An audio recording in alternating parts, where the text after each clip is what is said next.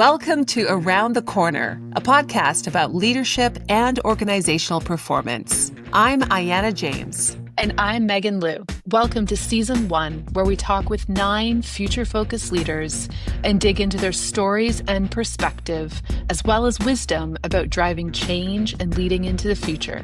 At Strad, we believe that leadership is the engine of performance, and our work creates the pathways to make that possible. Conversations like this podcast help shape our own work with leaders, and we are excited to share with you. Perhaps you'll be challenged or take away an insight that enriches your own leadership journey. Welcome to Around the Corner. In this episode, we sit down with Benjamin Urban, CEO of DIRTT, and a leader who embodies what it means to approach change with both strategic discipline and human depth. DIRTT is a global leader in industrialized construction for interior spaces. Their base business is as a manufacturing and technology company. Over the past 3 years, Benjamin has guided DIRTT through significant change, not by forcing outcomes, but by thoughtfully sequencing the right levers at the right time. His leadership is rooted in values, active listening, and the courage to use ego wisely.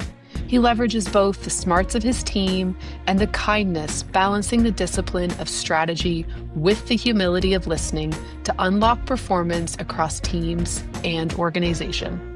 This conversation is an invitation to think about leadership as an integrated practice, one where empathy, trust, and foresight are as essential as performance and results.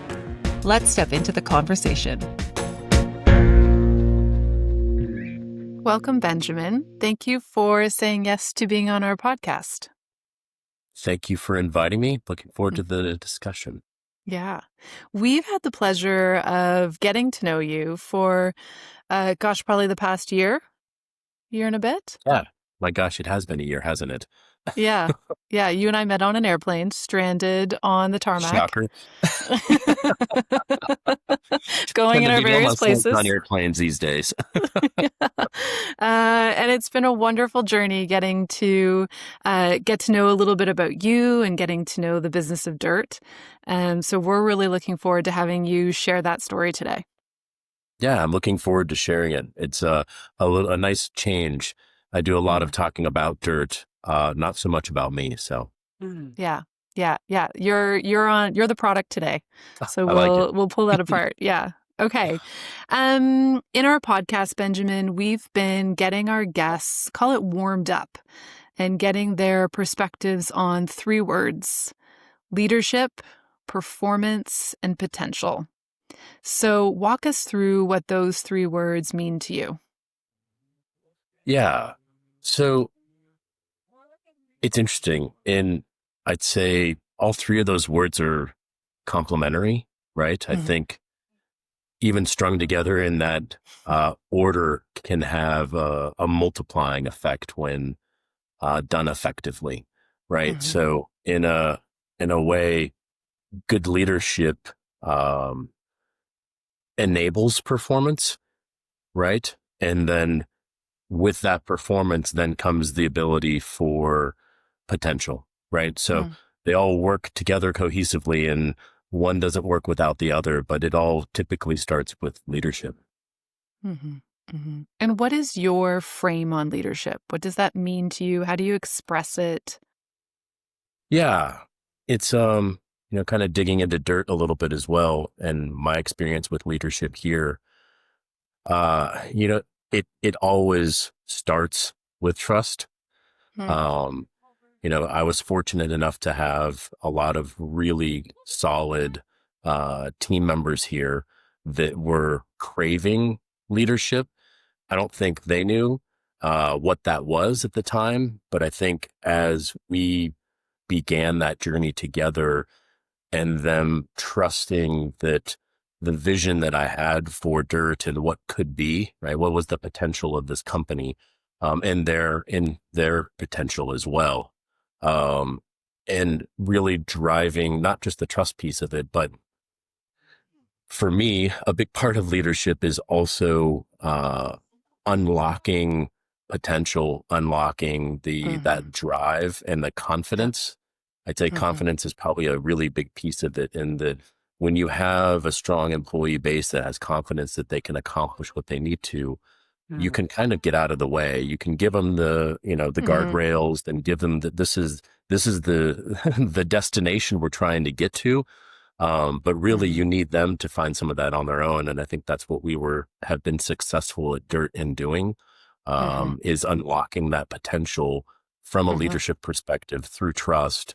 And now that I've been here a little over 3 years now, and we're starting to see some of the outcomes of that. There were some immediate quick wins, which I wouldn't say were obvious, but they were easier. Long-term transformation and success, that's a harder one. And so I'm encouraged that we're starting to see some returns on some of the things we were doing even 3 years ago. Lovely. Yeah. Thanks for setting us up. Yeah. Benjamin, let's talk a little bit about your leadership journey. Megan said in a cute way, you're the product today. Let's talk about that. To kick it off, I'm curious about, do you have a story or a moment you recall when maybe you first identified as a leader and took on that mantle for yourself? Yeah, it's my journey's been quite long. I've been fortunate enough to have leadership roles in many different companies, in different verticals, in different markets. And some of it's just natural, right? I think some of us have those natural capabilities as leaders. And I think when you're pressed, right, into some sort of challenge, or some sort of objective or obstacle, you find those leadership qualities where others follow or look to you for that direction or input or opinion. And, for me, I think part of it, and this is some self-reflection that I've had after reading a little bit about what today was likely going to entail from an interview process. And also I've been fortunate in this role that I've gotten a lot of feedback, which is a little bit different for me. Most of the positions that I've held prior to this were in private companies, and then some of the public company work that I did, I was more junior in experience. And so I was looking for more mentorship and feedback from above. I wasn't getting mentorship and feedback from below. And so I think finding some of my qualities around vulnerability, authenticity, transparency. I am a big proponent of, you can have great outcomes without demeaning or belittling or yelling. There's times, for people to get emotional about things, good or bad. But at the end of the day, that trust comes back to, if people believe that you are who you say you are, and that there isn't anything else there, a separate agenda, then they tend to lean in a lot harder. And I think that's something that I've been fortunate enough to see. Even right now, we're in a transformation here at DIRTT, and I'm asking people to do things they've never done before. It's very much outside of their comfort zone. And some of the things I was telegraphing a little bit at the beginning of the call around us seeing some success, that encourages me when I see that it's not even a light bulb. It's just this kind of emotional reaction when I see someone accomplish something like, oh my gosh, I can't believe we did that. So I get great joy from seeing that. But you also have to have all those other interactions and conversations and discussions take place before you actually get to that point. And you can't just skip over it. It's kind of the hard, messy part in the middle. Knowing a little bit about your story and where you've expressed your leadership over the years, Benjamin, as you think about the times of transition, going into a new place, departing from place, going into a new place, what are some of the key takeaways for you there? Yeah, so I typically think about my journey chronologically. It's probably worthwhile taking a little bit of time here, and I'll kind of start with how I ended up having this conversation with you guys today. Okay. Um, and this will sound hokey, but also I have to give a shout out to my family.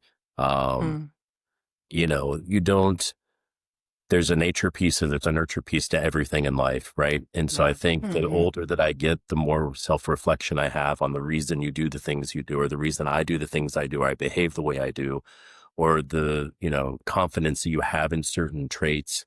So I think obviously it all begins there. But, I went to University of Denver, so in Colorado there, with a degree in international business and a minor in Spanish. And my first job out of college was with Johnson and Johnson. And so I worked in international business for them, based out of Texas. And that was kind of my first foray into corporate America, into, my first real job, if you will. And rapidly came to the understanding of I wasn't necessarily happy doing what I was doing. I was finding fulfillment, but it still wasn't enough, right? And I was fortunate enough at the time that my boss left to go do a turnaround with a company called Information Handling Services, and I went with him on that journey. So I left J&J, which was really interesting because I had a lot of feedback from many people, my family included, saying, why would you ever quit Johnson and Johnson? And, my generation's a little bit different. Obviously, my parents' generation is way different, but, coming from that potential of you could have a career here for your entire life, why would you leave? And it was for those exact reasons of why I did leave, is that I just wasn't fulfilled and didn't feel like that was my path. And so went to information handling services. And there's a thread here that began kind of there, is having that persistence of drive to find that career, whatever that feeling was of fulfillment. And so was at Information Handling Services, and we did almost too good of a job and did the turnaround rapidly. The company was sold, and then at that time moved to California. My family had a construction company there, and my father has had some health issues, so I ended up relocating there to run that. And that's one other theme that you guys will find is I do love construction. I love building things. It's definitely a passion of mine that is somewhat consistent in everything that I do. And so did that for about 4 or 5 years and enjoyed it immensely, but also realized that there was a time and there was an opportunity with a company called the Gilman Group, through part of my network that I got connected with them. And they were building a casino in Costa Rica, and we're looking for somebody with a background in international business, Spanish construction. So kind of a perfect fit for me. Yeah. And okay, well, let's try that. And so there's a few more career steps that I'll unpack here in a little bit, but I'd say to your question, that's another piece of it, is always having that desire to try something different, that maybe there's something that could be even a little bit better, or maybe there's something I want to explore more.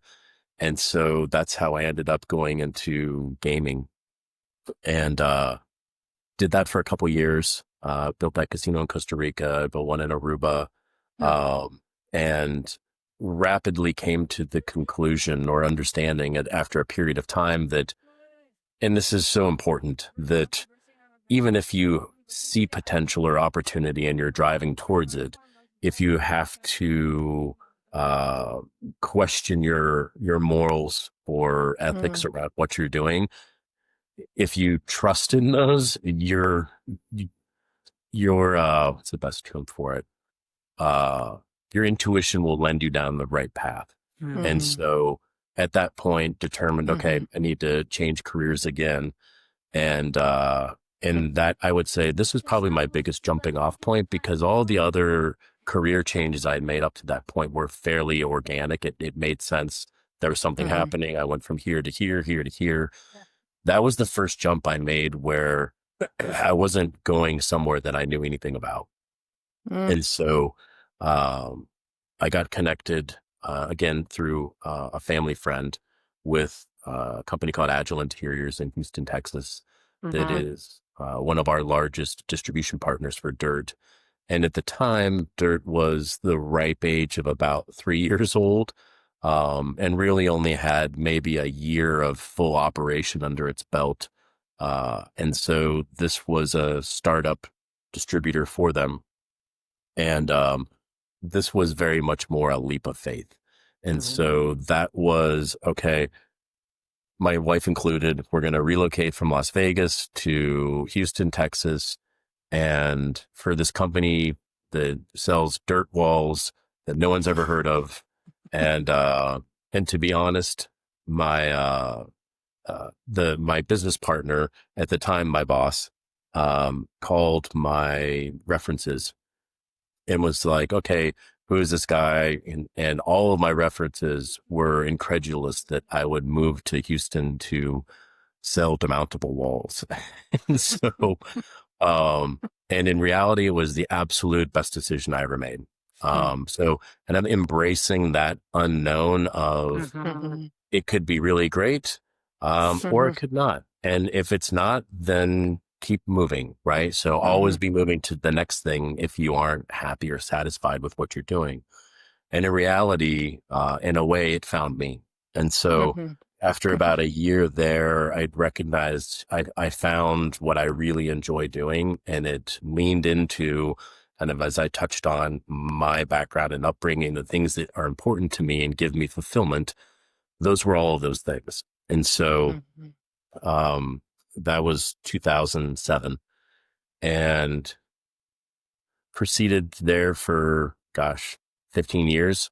I did have a small stint in Florida with another DIRTT distribution partner, and they still are one of our great partners, but recognized for me to scale what I wanted to do at the time, I needed to be in Texas. And so I relocated back there. But that then, and quite satisfied with my life there. And that was in 2022 when DIRTT was going through its own challenges and transition, and the then CEO had left. And so they were looking for a new leader. And so that's where I got into this conversation with some of the board members at the time, as well as some of the executive leadership that was still here at DIRTT, and frankly was not pursuing the role. Was trying to help them find a new CEO, but not realizing that this is where I would be sitting 3 years later. And so I was talking with the then chief commercial officer and asking her how the search was going. Have they found any candidates? How can I assist? And she said, actually, we're looking for someone that has a background more similar to yours. And so the proverbial light bulb went off, and I recognized, and there's a little bit more lead up to this, but there was a few other people that had told me prior to me even having this conversation after the CEO had left that I should go do that role. I'd be really good at it. And I told them, no, I'm not interested. I'm happy with what I'm doing at Agile. And so it took a few whacks to the head, but eventually I listened to the ether and said, all right, yeah, I want to put my name in the hat. And so rapidly thereafter, in about a month, I ended up here in Calgary. And that was 3 years ago since I've been CEO at DIRTT. But kind of that one constant thread through all of this is kind of embracing the unknown and willingness to try something different, or also not being complacent or satisfied with where you're at. Yeah. Benjamin, you just did a superb job of even summarizing your own insights. So well done. Thanks. So off we go. One thing I do here and there, just ask one follow-up question to that.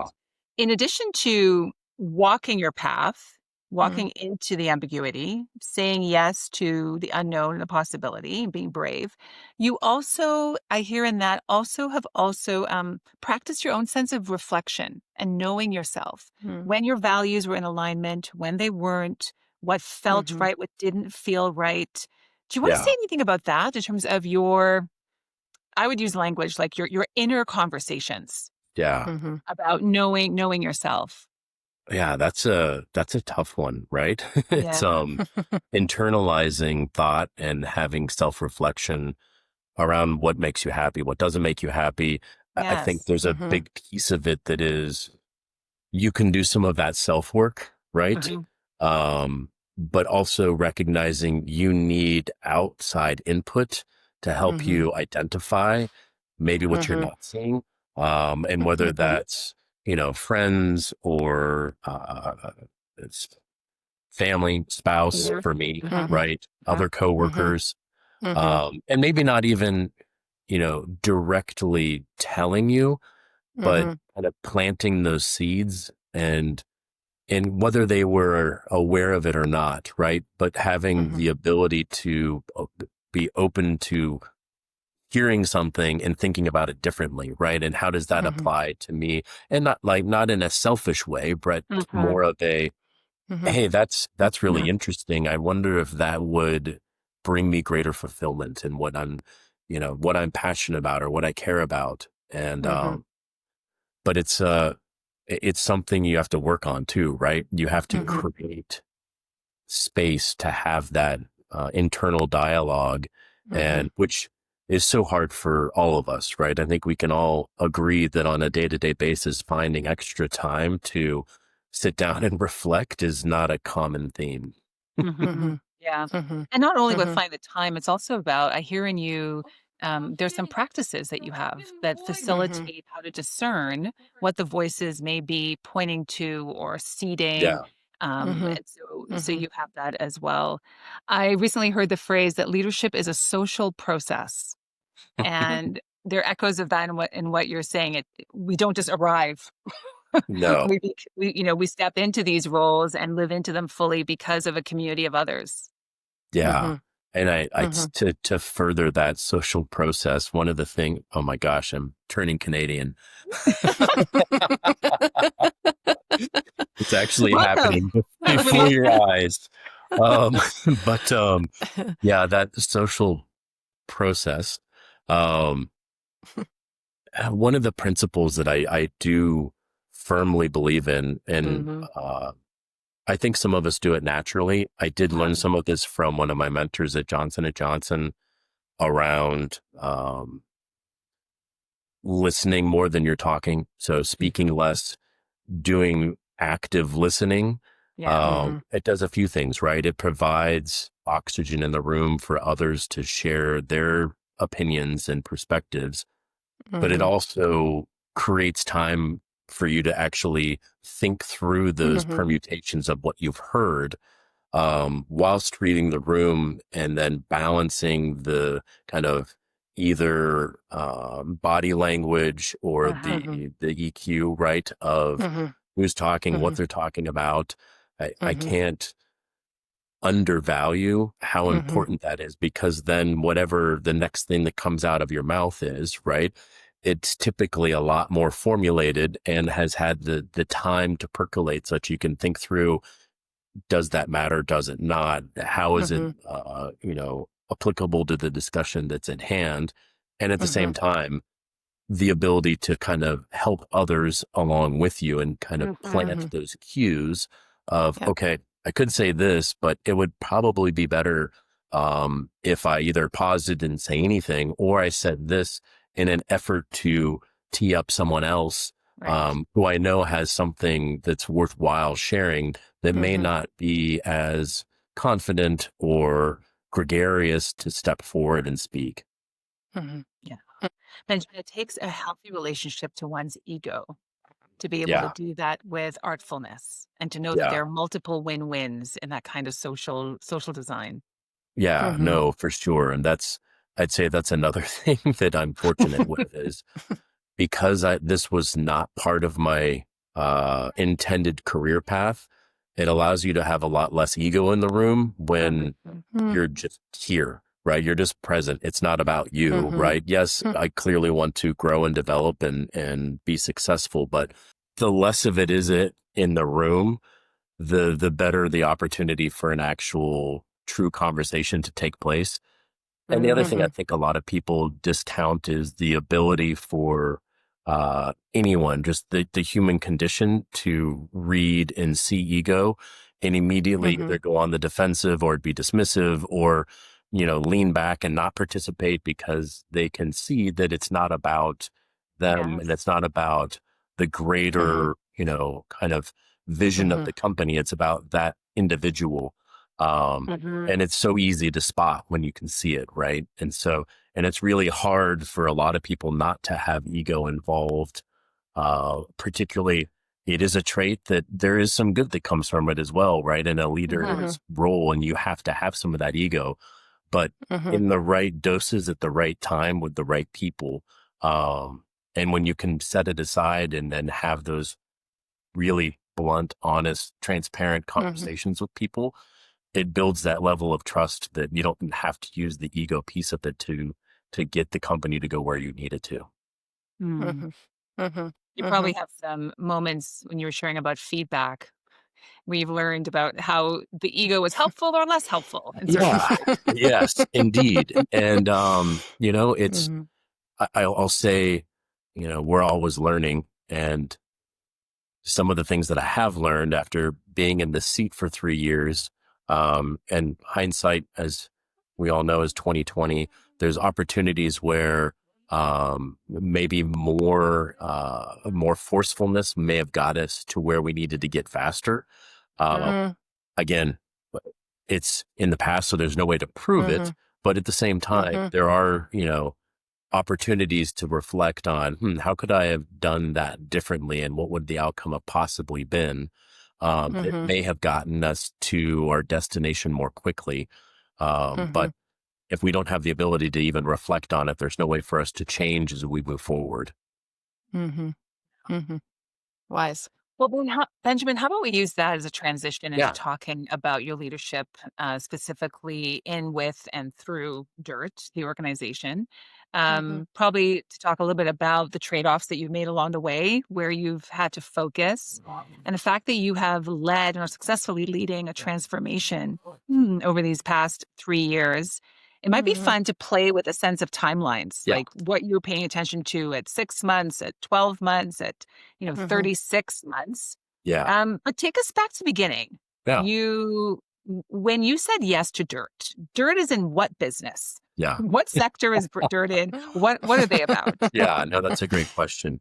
So DIRTT is a technology-enabled offsite manufacturing for construction. So effectively pre-manufactured interior construction. So in all verticals, so healthcare, government, education, commercial office.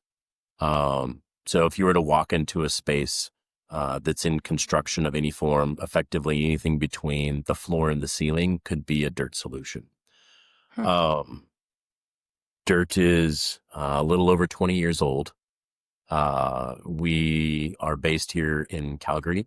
And we also have a manufacturing facility in Savannah, Georgia, and then regional offices in Dallas, Texas, Chicago. We're building another in Houston, Texas, as we speak.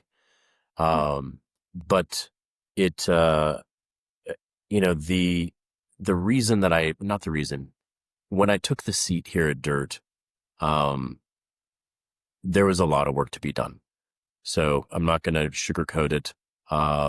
We were in full crisis mode, trying to avoid not going concern, and then also keeping the doors open. So the first 6 months were very much survival mode of, okay, let's tackle the things that are staring at us immediately, that need attention.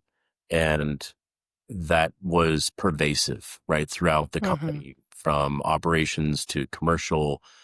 Everything needed some attention.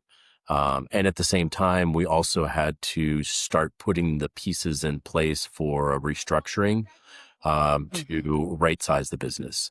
So that was really a sprint of the first 6 months, getting into 2023. So we were effective in doing all of those things at a rapid pace.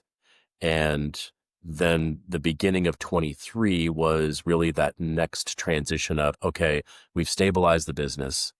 Now, how do we prove that we can have consistent profitability? And to be clear,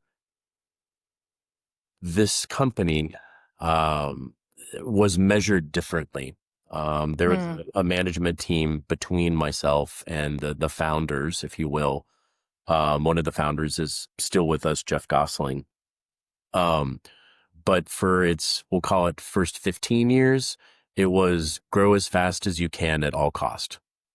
And so it was not about, so your typical startup company, however, a startup that evolved into a teenager, that evolved into a young adult with the spending habits of a startup. So we had a lot of work to do from that perspective and just driving fiscal discipline. So we rapidly did that. And then 23 was, okay, we're stabilized. Now, how do we show that we can be profitable? We did that through 23. And then last year was very much around putting the building blocks in place for growth and scalability. And so throughout the last 20 some odd years, the underlying value proposition of what DIRTT is or could be, that hasn't changed, right? So there is a common thread. The difficulty was, how do you grow it? How do you scale it? And therein begins this conversation around transformation, right? And you can't transform if you can't survive, right? So we had to do some of those basic things on the front end. Right. But then it was, okay, what can this company actually handle? And so that was a lot of the conversation around the beginning of 2024 was, okay, we're going to start layering in a new people that will create this foundation such that the conversation we're having right now. So the beginning of 2025, we will start to see an outcome from those building blocks that we began setting at the beginning of 2024. And thank goodness that has happened. And so that was last year. And then this year has been really around execution. So we're halfway through the year. Part of it was executing on we'll call it commercial strategy, which is part of our larger, broader corporate strategy, which also needed to be done, right? So all of these things didn't necessarily exist before I came on board. And so creating a different culture, not creating, but I'd say shifting a culture to one that is going to embrace something new, embrace a new way of pursuing how we show up in the market, how we show up in the office. And so that's where we began the beginning of the year executing on part of that strategy, and then really also leaning into transformation, right? And bringing everyone along with us. And that's where we're at now, right? We have varying levels of adoption throughout the business. Some of it is around diversification of our channel and how we go to market.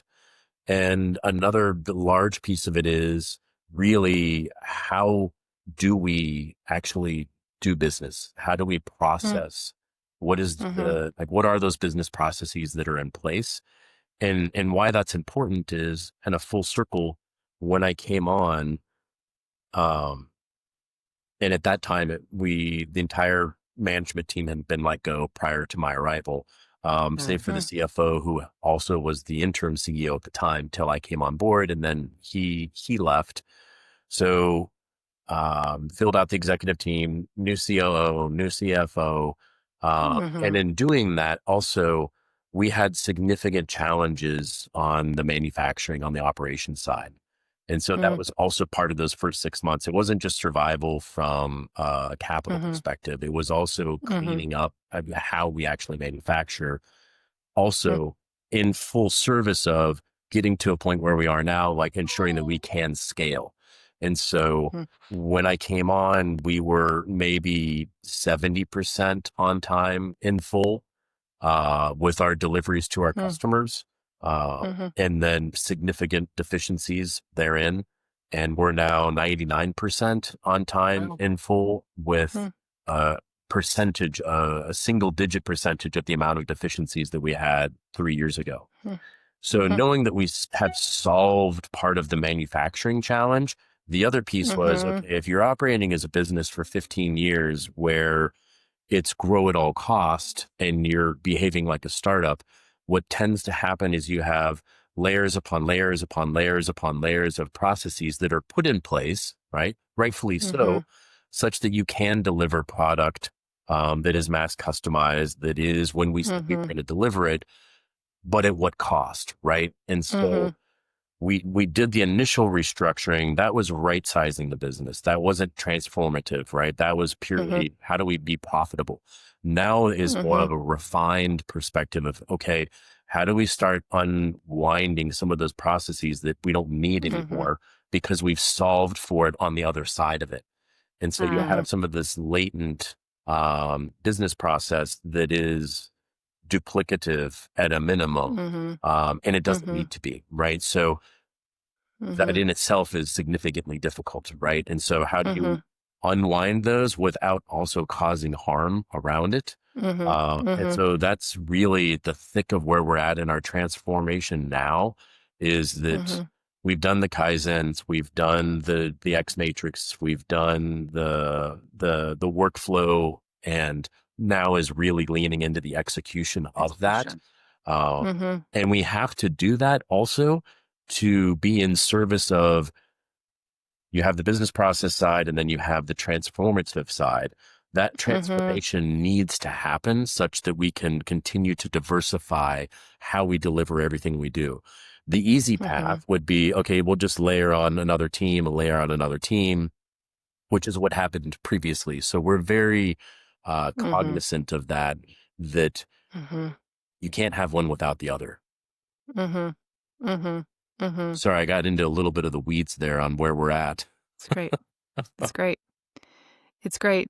For those listening, such a blessing in terms of helping folks see the complexity of restructure versus transformation and the focus areas. Benjamin, how did you know? How did you know to tackle restructuring before transformation? How did you know to think about capacity and scalability? What are you pulling on? How did you think about those sequencing? Just maybe talk through how you knew to do that. Yeah. I'd be lying if I told you I had it all mapped out when I arrived. Some of it was simply by observation, right? And living it at the time. Some of it was by necessity, was, okay, if we're going to survive this, we have to make cuts immediately, which is restructuring. There wasn't enough time to properly do a transformation. Just, some kind of litmus tests at the beginning around trying to build a new corporate strategy in the midst of survival mode, not the right time. And so there were cues, right, that you could see. However, also very much leaning on my board of directors, leaning on the rest of my executive leadership team, the senior leadership team, back to some of our initial conversation around truly actively listening to what's going on, helped inform me of, okay, what are we capable of doing? Because we also don't want to stress the system to a point where it breaks and we go into the spiral, right?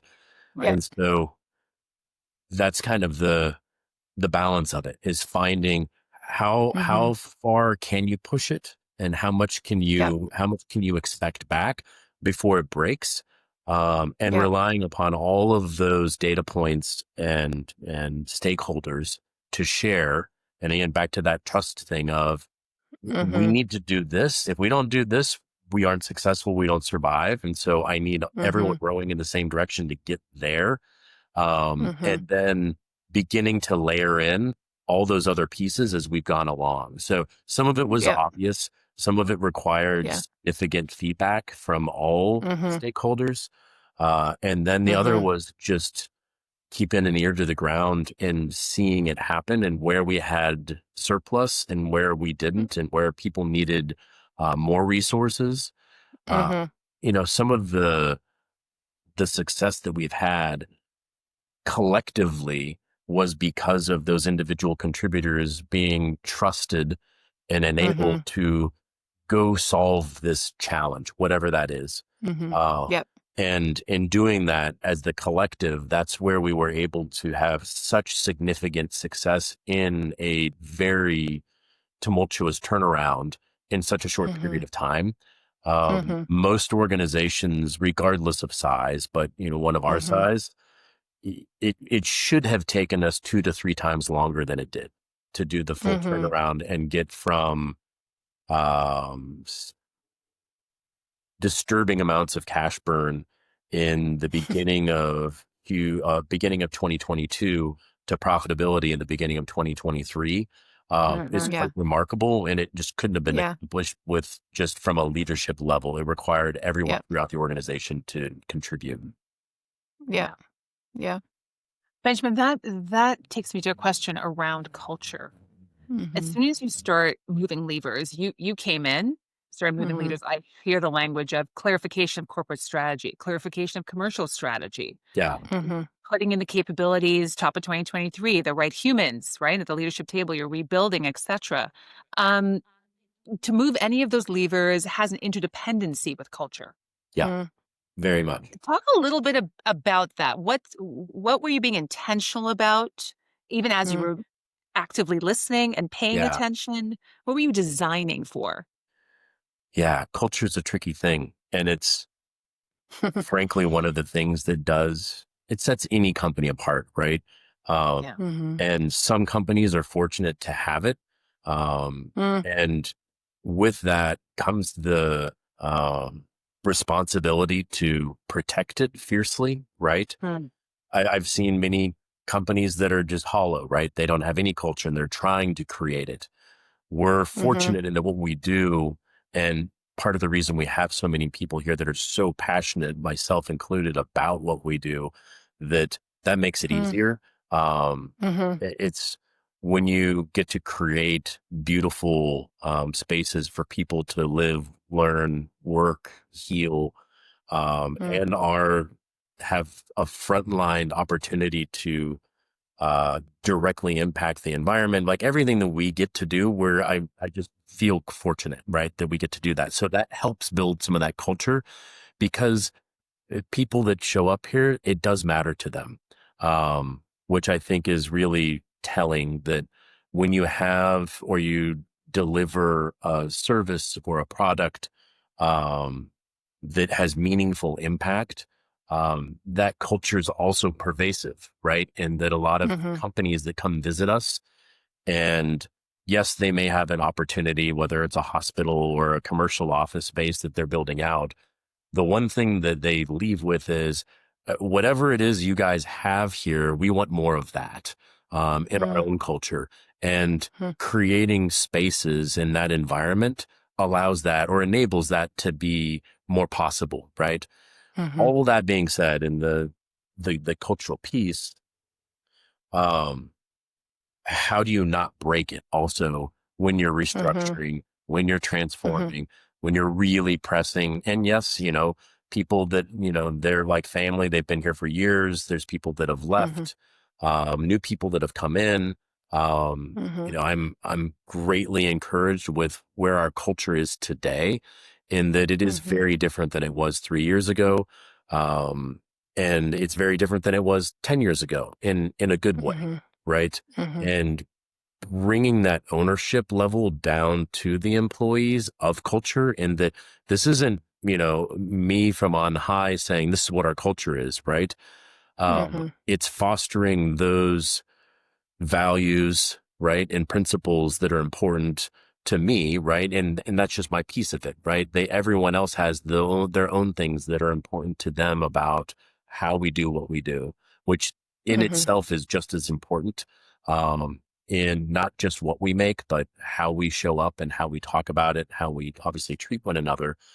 But back to some of the earlier discussion around transparency and just vulnerability, in that when you're going through a shift like this in a turnaround, it's super critical that you speak freely, and it's kind of hokey, but doing what you say, right, is so important, because the first questions many people, which I got, at the very beginning after we did our first reduction in force, was, is this the last one? It's like, I can't say that. And I don't know. I truly don't. Right. And so sharing that unknown as well in a confident way and saying, like, it's going to be all right, but I can't tell you that because I don't know until we get to where we need to go. So to your point around, did I have a list and knew like a playbook of, we're going to do this, we're going to do that, we're going to do that? No. Right. There's some things that are obvious, but then that cultural piece is, how do you make this transition without breaking the culture? And how do you make it and actually reinforce the culture and use it as an opportunity to say, look, in those conversations, if you're an employee and you're upset about something, help me understand what it is are you fearful of? Do you not understand? Those true one-on-one discussions of being honest around what we're trying to accomplish, and giving those employees that agency and ownership of, when we get to the other end of this, it's because of you and you're helping build that culture. So if you have a question or a fear, bring it down to the next level as well, through the senior leadership team, down to your manager level, such that there isn't any rumor milling, and just hitting it head on. And those are the painful, hard conversations that have to happen. And we transitioned to a very frequent, and this was at the request of the employees, effectively monthly town halls, where on a monthly cadence, we were updating on where are we at, what's happening. And it transitioned. At the beginning, it was, are we going to survive? Right. To okay, well, what does this mean for me in transformation? To, how do we get to point B when we're here? And what does that look like? And bringing all of them along for the journey, it takes longer, but meaning the conversation to get there. However, it shortens the duration because everybody's aligned and we're all going the same direction. It's a masterclass in strategic change. And I would say also in deep care. And Benjamin, I just have to applaud and celebrate the congruency that you're demonstrating even on this call, because some might have approached culture and said things like, I'm new in seat. I want a culture that looks like this. That's ego in the room. And you've so beautifully spoken about how we need to have a healthy relationship to our ego, if not, manage it. Yeah. Instead, you were asking questions like, help me understand what your fears are. You were asking questions like, what might it look like to support this transition? So I'm playing back because it's sticky for me and I wanted to stick here. I appreciate that. No, thank you.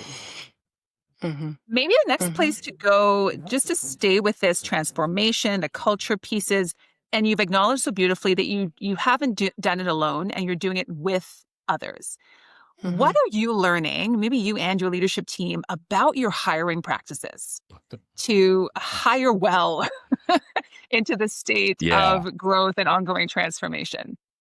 That is, and it doesn't matter what business you're in, right? The talent is core to everything that you do, right? And it's also one of the easiest things to get wrong, and one of the most difficult things to get right. And I'm unpacking that a little bit. So thinking through some of the experience that I've had here in acknowledging where we may have made a mishire quickly, and Mm-hmm. shifting immediately before the damage is greater than it should be. But also that I will say one of the things that and it's so difficult when you're navigating a situation where you're trying to control your overhead and SG&A. Mm-hmm. And so hiring's precious, right? And so you can see gaps, but you may not be at a point yet where you can rationalize it or justify it from a spend perspective, Mm-hmm. particularly when you've put in as much effort as you have on the front end to get to profitability.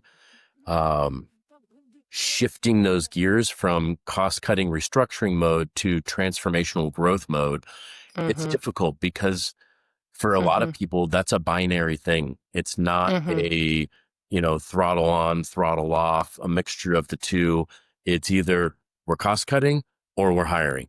And the Mm-hmm. reality is it's always a little bit of both, right? And any healthy Mm-hmm. organization is going through that process. And Mm-hmm.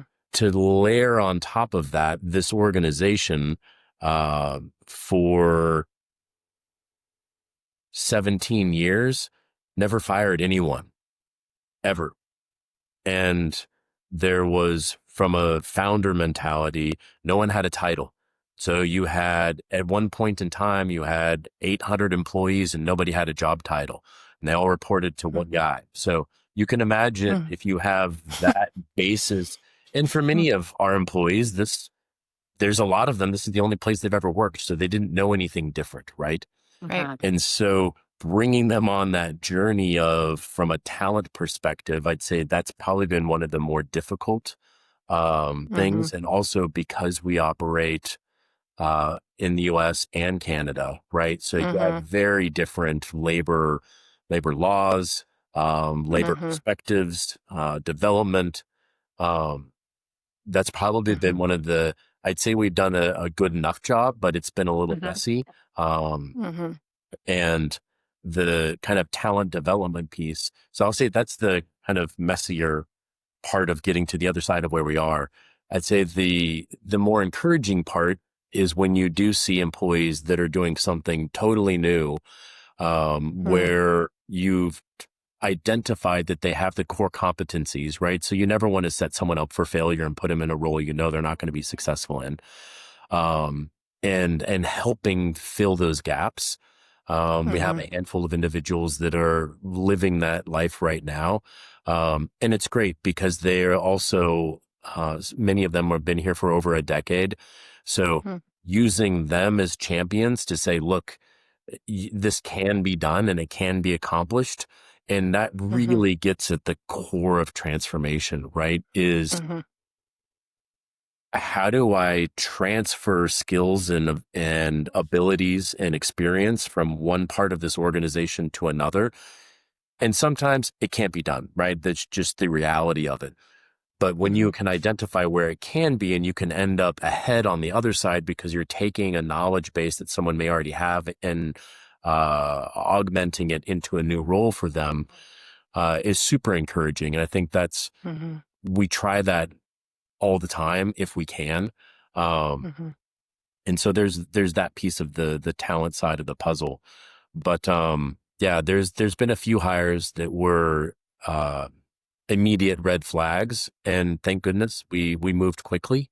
And one other thing I'll share on the talent side of it, and I think we may have talked about this previously, whether it's a new hire, whether it's somebody that's been here for 20 years, and we have some of those individuals, I will openly tell them immediately, if you're not happy, let's have a conversation.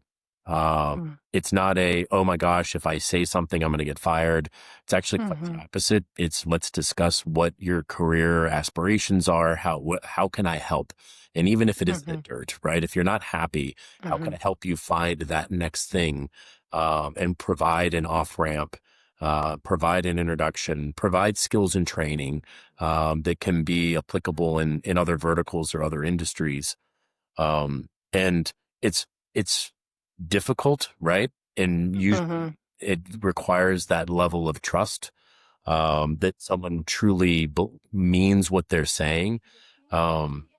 And fortunately, we've had some of those in a good way where it's like, okay, let's figure this out. Let me help you find that next thing such that, everybody wins.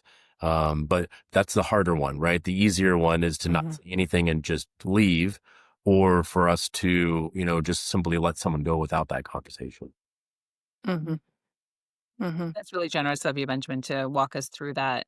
At the very beginning of this call, you said something to the effect, without using the word authenticity, I think you described it well, saying something like, you want people to believe that who you say you are, Yeah. who you say you are is who you are. And I think Yeah. you just gave a powerful example of that congruency um, Mm-hmm. in the role that you have. Mm-hmm. Well, It, it's it so may, much easier when you do, right? And it's so so, much easier. and, and that authenticity that's what makes us, great. And that's also what helps me, and which by proxy, then all the leadership here identify talent is if you're not hiding who you are, right, and you lean into it, that gives us opportunity to help you excel, or change and transition to something different within the company or go somewhere else entirely. Mm-hmm. Mm-hmm. Yeah, Mm-hmm. stupendous. Um, I hope it's not too philosophical. We'll see how it goes. But I, I I have a curiosity. As you were just describing the core of transformation and talking about how might I support members of the team, the organization, transfer skills to other parts to augment change. Mm.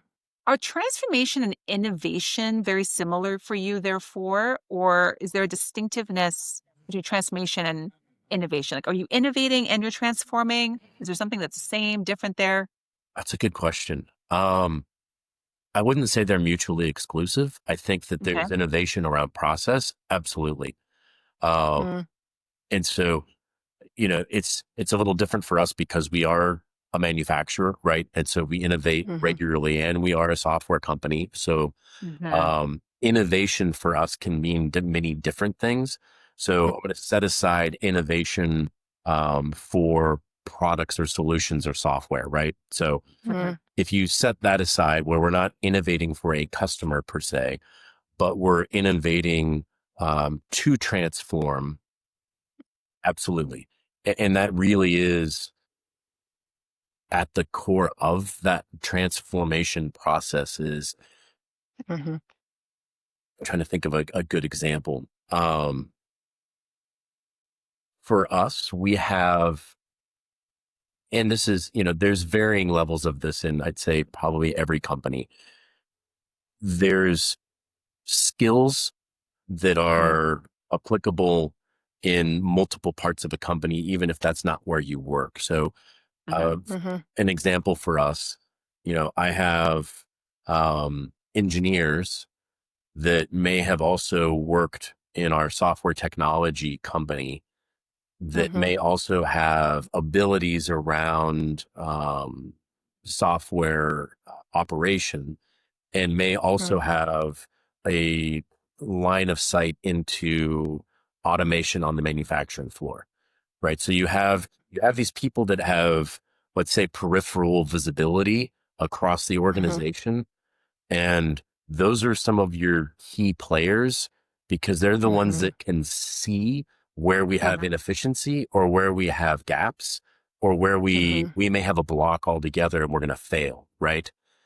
It's so identifying some of those people. Everyone has a little bit of it because clearly they're talking interdepartmentally across an organization, but there are a select few that have possibly done different roles or for whatever reason have been forced into solving something from an innovative Mm-hmm. perspective where it was way outside of their, let's say, comfort zone or their experience. But something happened. Somebody was on vacation, something broke, whatever it was, they stretched, right? And when they Yeah. stretched, they learned something or they saw something. And Yeah. so finding those employees that can be champions for innovation that have that peripheral vision across the organization are so Yes. critical because they are in effect subject matter experts for certain parts of it. And you need that. Otherwise, it's just you're trying to transform blindly and you don't know if you're going to break something or fix something, right? And Mm-hmm. so, um, I'll give you an example of a recent kind of success we've had on the transformation side. So in our ICE software technology group, um, so they're part of this solution. So I'll kind of step back a little bit further. So through some of the Kaizen events that we did for transformation in our engineering group, they had identified where we either had a bottleneck or there was inefficiency in the flow. And so they reached out to our technology team and said, hey, if you program this into the software, that should save us probably 10% of time in how we process this order that's going through. So they made that change. And now all of a sudden we just created 10% more capacity, right? So kind of a really simple example of innovation for transformation. But if we hadn't gone down that transformation journey of let's at least map out the process and really truly understand where we've got inefficiency in the flow, and then let's come up with solutions for that. I think most people's minds immediately go to AI, right? And there is some truth in that, right? There is application for it at the right time and the right place. This is more of a self-created version of something similar. But to your question, you can't have transformation without innovation. That's great. So Benjamin, 2025, approaching 2026 very quickly, you're in a state of high execution on this growing growth and transformation journey. Look around the corner. What are you paying attention to in 2027? Yeah. Yeah, no, you're absolutely right. And it's so critical to see as far as you can, right? So what does that horizon look like and how are we going to get there? I would say 2026, this has been an interesting year. I'm not going to lie. The macro, storms, right? I'll just leave it at that. Don't help, right? However, at the same time, there will always be some sort of macro storm, right? So it's incumbent on us to ensure that whatever's thrown at us, whatever we've got to deal with, it's not destabilizing, right? And so for us, a big piece of that is the more we can execute on our corporate strategy to ensure that, and we have to do this transformation to get there. And the reason I say that, and let me kind of put this into context. The last time we went on a growth trajectory, before my time here, so we'll call it 6 years ago, something like that. We had a strategy, we had a plan. The underlying corporate strategy was relying upon outside inputs from a third-party consultant. And a big piece of it that was missing was the revenue component of growth.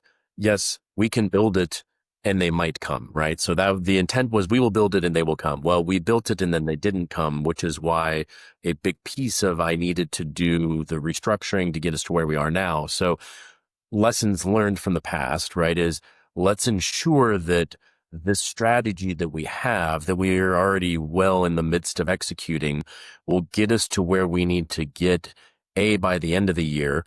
And Q4 is very much starting to show up that way. I'd say the beginning half of the year, in light of the macro and everything else, which can't be discounted, created a bit of an air pocket for us.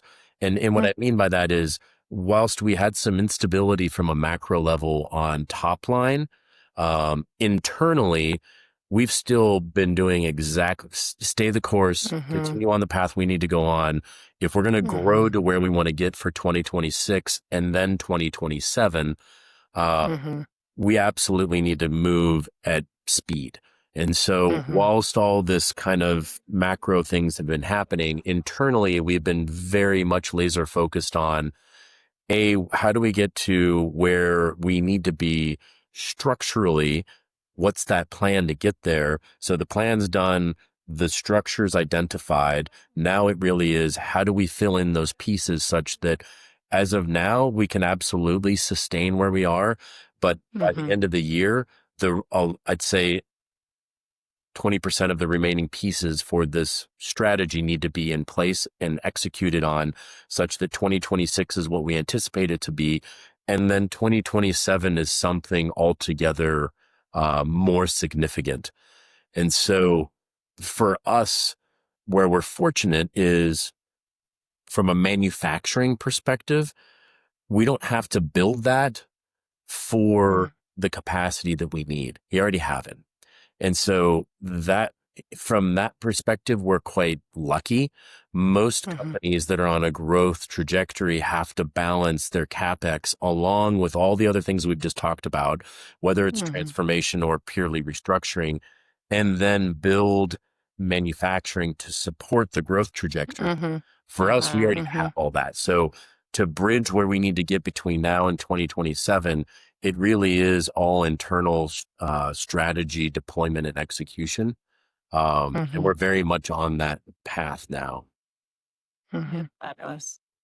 I'm sitting here in awe of your clarity. Oh, thank you. Yeah. I mean, the storytelling is on point, but it's enabled by the clarity that you and your team have on what it takes and where to give your attention and focus. I wonder, Benjamin, if we could just shift to now we've looked ahead. Let's talk about sustainment practices. And let's talk about you, the human, you, the leader.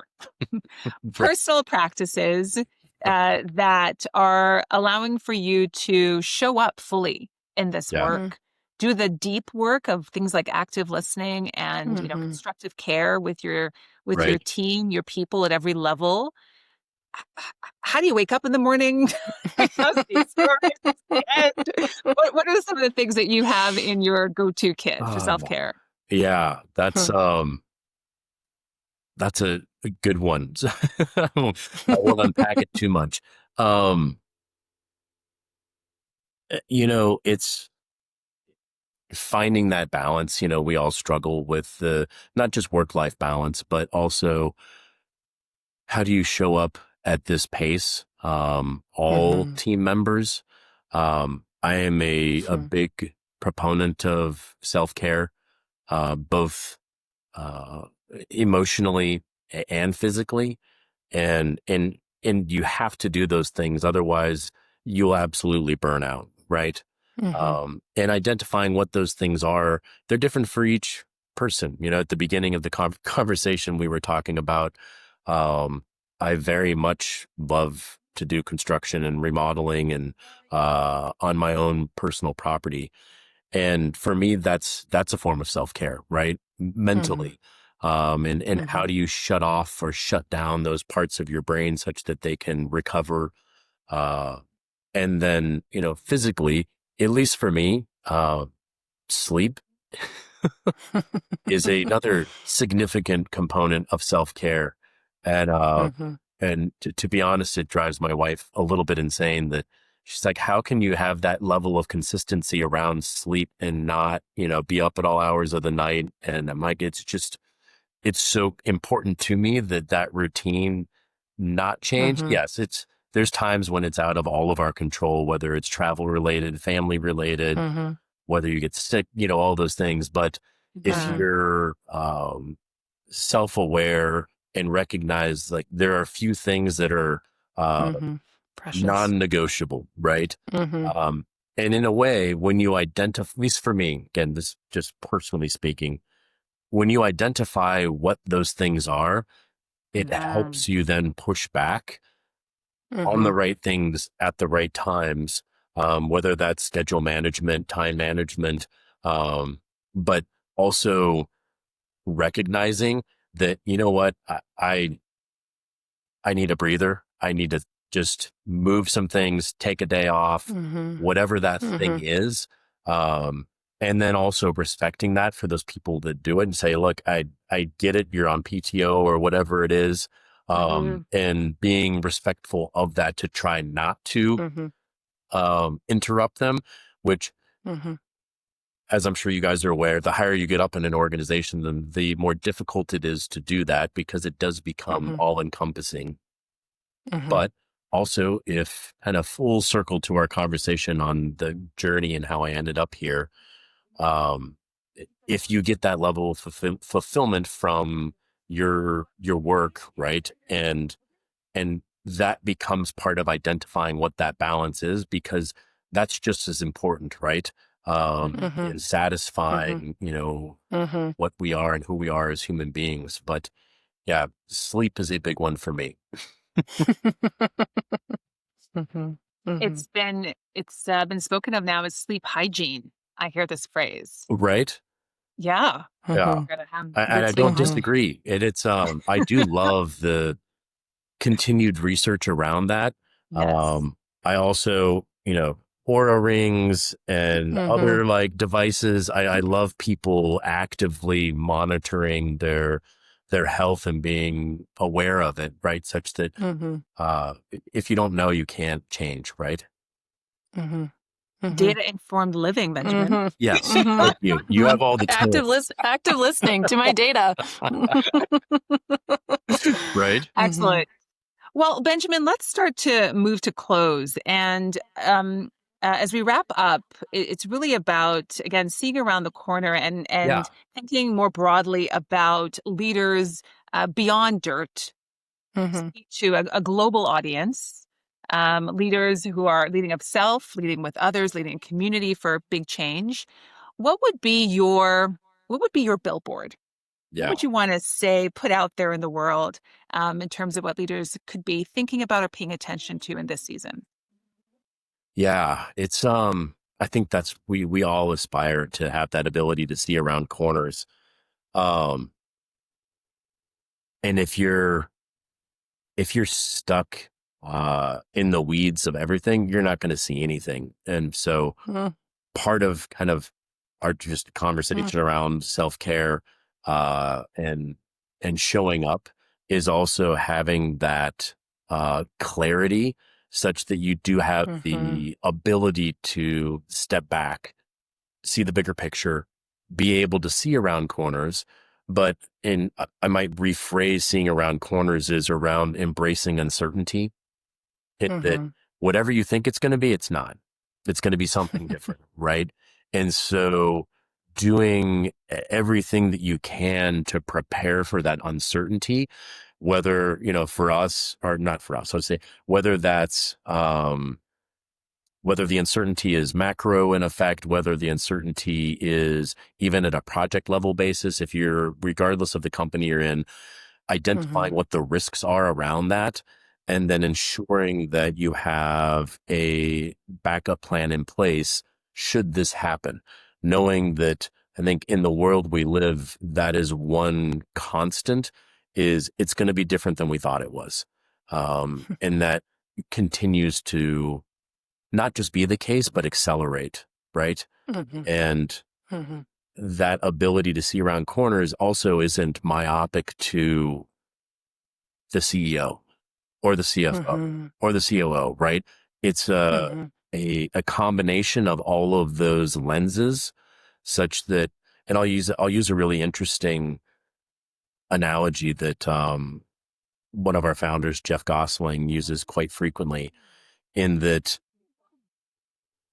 even if we're looking at the same cube, right? I'm looking at it from my view. You're looking at it from your view. Even though we can both agree that it's a cube, what we see is entirely different.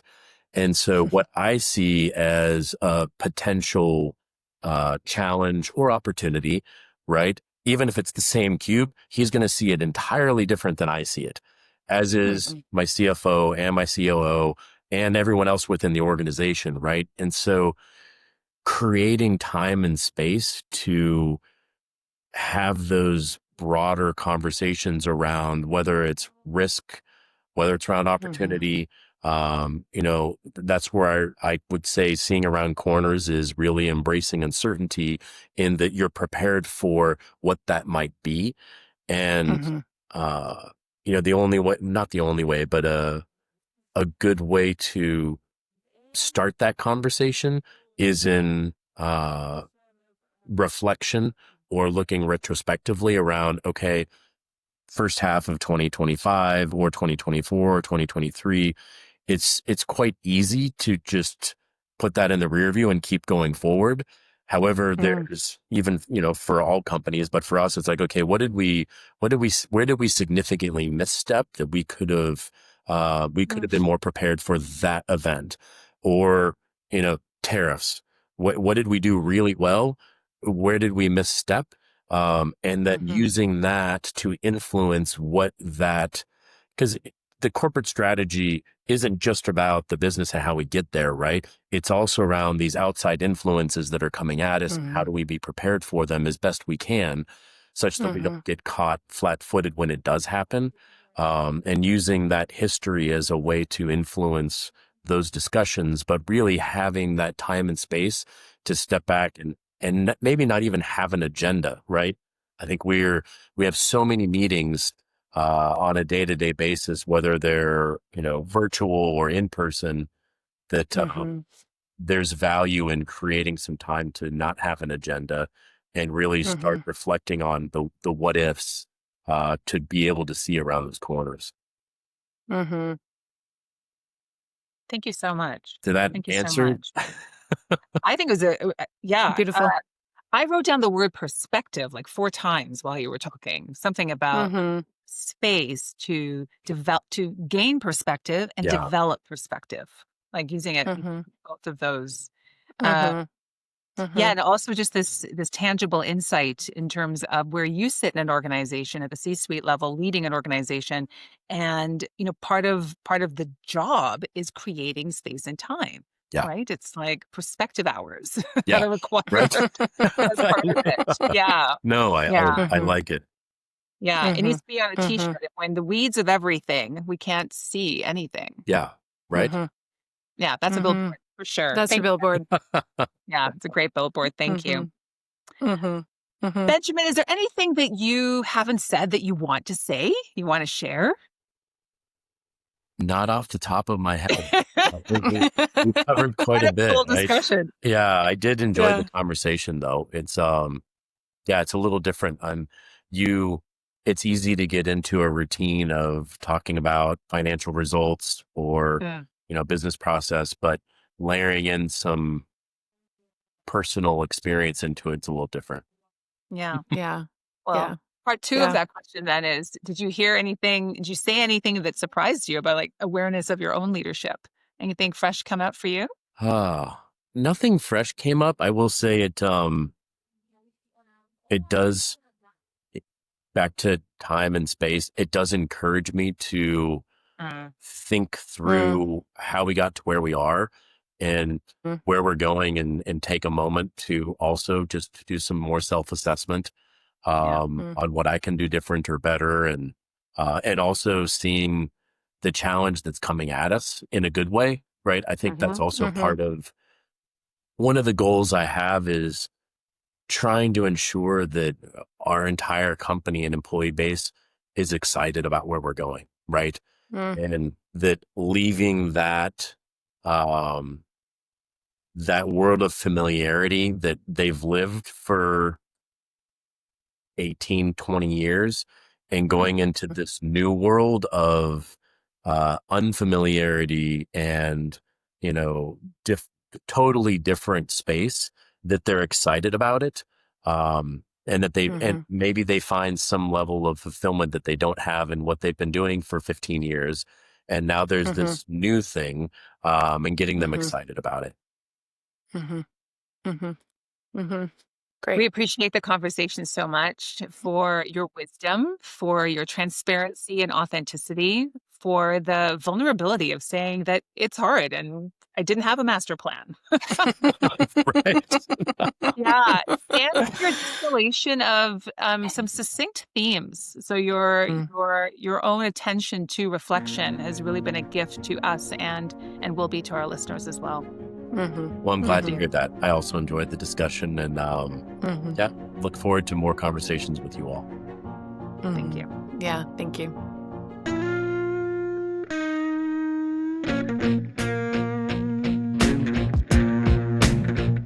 welcome in. Thank you, Benjamin. I personally felt like I was taking notes on lots of levels, both my own reflection of, what can I be learning from this human, as well as tremendous insights around what it takes to be operating at his level across a multidimensional business, number one, both a technology company and a manufacturing company in a very unique space. Yeah. And in a time that has asked for seasons of knowing how to change and transform. So just, sitting in gratitude around all that he shared. Yeah, that's lovely. Ayanna, you did a beautiful job of facilitating him. So thank you for that. How are you pulling out his key observations? What are you left thinking about? A couple of things, for sure. For me, there was, I love thinking about paradoxes and both ands. And so he embodied, I thought, in a beautiful way, the both and of leadership that is anchored in the humanity of the leader and accountable for, responsible for the stewardship of the machine that is the organization, if you will. Yeah. You and I talk a lot about the work that we do, performance being a composite reality. It comes out of several dimensions, domains, levers that are necessary. We talk about the future-focused leader as needing to live in the spaces of character, competency, capabilities, and connection. And we talk about the organizational performance system as moving through the levers of strategy, execution, and culture. And if we listen closely to the conversation with Benjamin, he was speaking to both the future focused leader and those four C's and to the organizational practices. So they were happening together. And I think what we heard as an outcome was a high performing human who has readied himself and is now sustaining himself to lead a high performing organization and modeling it beautifully. So on the leader side, is it okay if I keep going? Please. Yeah. On the leader side, I think we heard pieces around character and, his constructs around lean into ambiguity. Put your hand up for that. Be self-aware about your values and how they calibrate around the moments and the opportunities that you do have in front of you, to help you discern when to say yes, when to say not now, when to say thank you, right? Help you discern against those things. His own sense of competency and capabilities about knowing awareness that the skills he needs to lean into are things like active listening, things like a constructive relationship to his ego and knowing how to make room for and with others. How refreshing to hear a senior leader know that those are competencies and capabilities to be deployed and adapted in his leadership. And then the final C of connection, we listen to a leader who is aware of the systems that he is playing within and appreciates within his organization that all members of his team do have something to contribute. It's why they're there. And part of his job is to listen and make the connections around where their skills and aptitudes might be best deployed, and how they might support the larger transformative ambition that they are on collectively. So I really appreciated how he modeled for us putting our future focused leader, our model, really our model is a reflection of leaders like him, putting it into action. And then on the performance side, the specificity, him coming in, knowing let's get corporate strategy cleaned up. Let's ensure that we're all speaking in alignment around the commercial objectives, the commercial strategy, and then carving the pathway to set up for the capabilities necessary to now live into execution. He said it so powerfully that in order to live into our strategy, this transformation has to happen. So this execution now, year 3, must happen, is happening, and will remain focused and diligent to that. And that's such a sophisticated conversation about culture, and how it. I heard again the loveliness of knowing how to locate his ego. That's not top down. I won't tell you what the culture is. We're organically going to pay attention to what's actually nourishing us, enabling us to do the good work together and have all voices at the table. So I thought you just did a seamless job of reflecting to us the wisdom of being a leader who is head and heart centered, and who is courageous and bold and clear about how that facilitates organizational performance in the system. So kudos to Benjamin Urban, kudos to DIRTT and the journey that they're on, and we'll get to see more great results. 2027 and onward we go. Wonderful. Thank you for joining us on Around the Corner, where empathy, trust, and foresight come together to show how transformation truly takes root. If you found today's conversation meaningful, please follow the podcast and share it with others who are curious about the future of leadership and performance.